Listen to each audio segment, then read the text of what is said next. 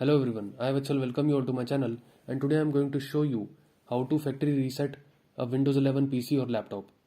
So what you have to do is just go to the search bar, and now in the search bar just type reset this PC. So yeah, it is already showing in the search result. Click on the search result, reset this PC. Now click on this button, reset PC.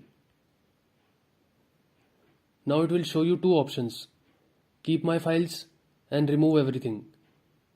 Now if you click on the first option, then it will remove all the apps and files and folders from your C drive. It will also remove all the files from your desktop.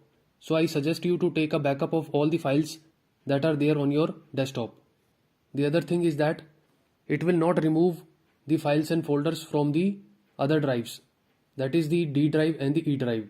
It will only remove the files and folders from the C drive. Now if you click on the second option, that is remove everything, then it will remove everything from your PC. So in my view, you should click on the first option, keep my files. So just click on it. So now it will show you two options. So the first one is cloud download and the other one is local reinstall. If you click on the first option, then it will download the Windows 11 from the Microsoft website and it will require the internet.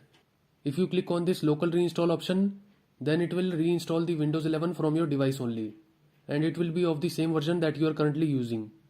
So just click on the local reinstall option. Now click on the next button. So this will take some time to finish. Now click on the reset button.